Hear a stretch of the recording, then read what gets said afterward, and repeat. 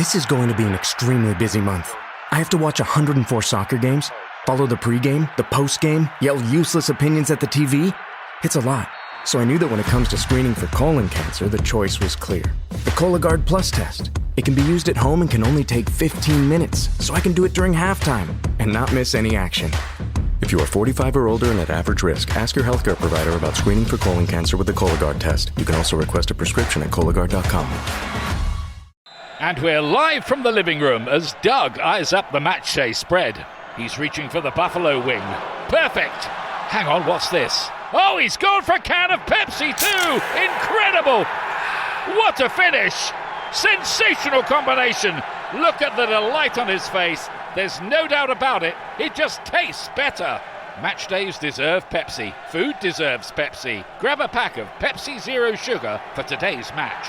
It's poetry in motion. Katz and Cosby, entertaining and informative on the Red Apple Podcast Network.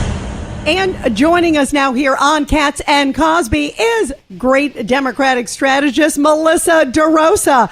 Melissa, everybody's wondering, in the next few hours, the polls are going to close in Colorado. There's a couple definitely far left candidates, socialists on the ballot there. Is this going to be a national trend beyond New York? That's what everyone's wondering tonight. Well, great to chat with you, Rita. I mean, I think it already is a national trend. It's not a governing coalition yet, but we've seen the DSA, the Democratic Socialists, pick up mayoral seats in Chicago and Boston, potentially out in LA. We'll see what happens there.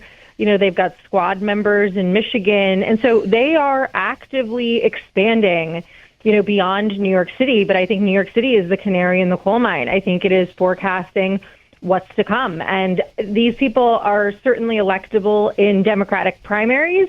But the question is then what happens in the general election, and then do we end up losing these seats like in Michigan, where I think that if El Sayed, who is the DSA, the Democratic Socialist person who hangs around with, Hassan Piker, who says America deserves 9/11, and his sort of noun verb APAC, could win, that primary in Michigan, and obviously we're seeing what's going on with Plattner. And so then do they lose these seats that otherwise could be up for grabs in the general election? And I think that is what we're watching play out. So absolutely. You talked about in Denver, one of these candidates, Milad Kiros, this one in particular. I mean, Melissa, it's really troubling. She came out and essentially said America deserved 9/11, that October 7th was basically brought on by the Jewish state. She wouldn't even acknowledge there was this anti-Semitic attack that took place in Colorado where the guy admitted he was looking for Jews.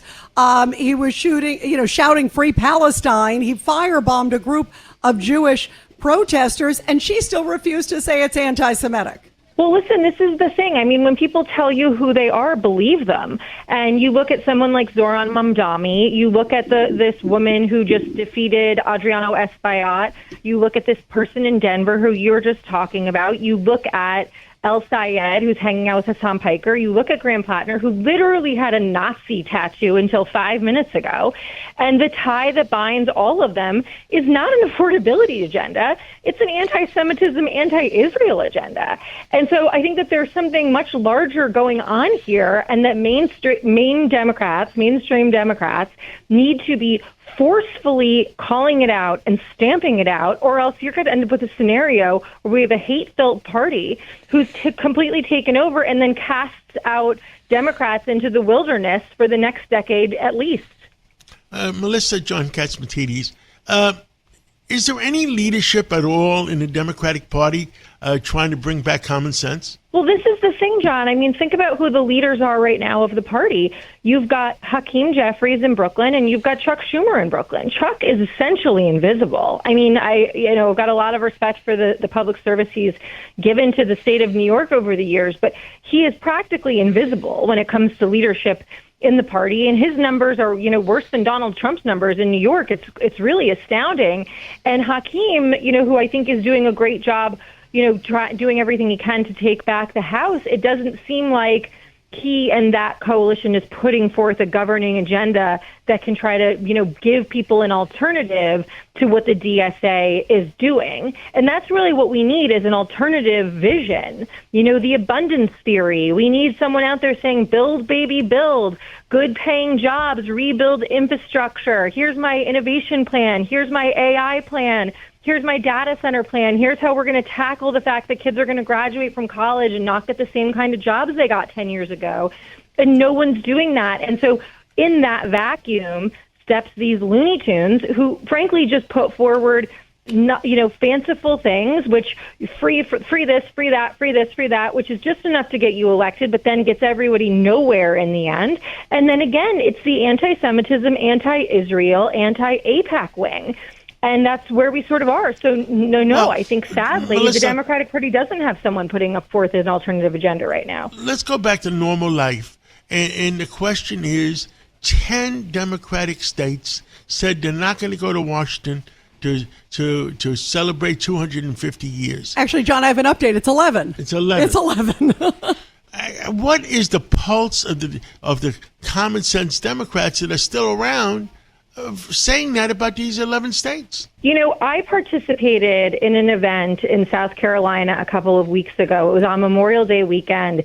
It was this event that was a call to humanity, and it was women from both the Republican Party and the Democratic Party coming together to celebrate America 250 and talk about bipartisan solutions to issues that cross party lines. And on the Democratic Party side, it was chaired by Donna Brazile, and on the Republican side, it was chaired by Lara Trump. And I was there, and so was Laura Ingraham. And, there were people from all across the spectrum who are saying this country is worth fighting for. There are issues that transcend partisanship that we should all be working together on. And what's so troubling to me is that in the 250th anniversary of the country, we can't find it in us to come together and celebrate what we're all here for and try at least to put forth a vision moving forward that can unite us. And so it's sad. It's very sad, and it's a real statement on our time. And, we just have literally about 30 seconds. Real quick, the New York City budget. There was a handshake today, literally 30 seconds. Melissa, your thought? No, it's a deal that has managed to piss off the left and the right. Excuse my language. But, they're not happy because they're not doing what had been promised in terms of increasing a headcount for the NYPD. They threw that overboard in order to do these additional housing vouchers, but what they got on the housing vouchers is much less than what the advocates wanted. So, people are holding their nose and voting for this. Julie Menon is, ferociously trying to whip the votes, which currently I'm not sure that they've got. So, again, it's going to be a budget that I think manages to upset all sides. Yeah, that's a good way to sum it up. Melissa, thank you so much. We always love having you. Thank you. Thank you, guys. Happy 4th if I don't talk to you before. Happy 4th. You too.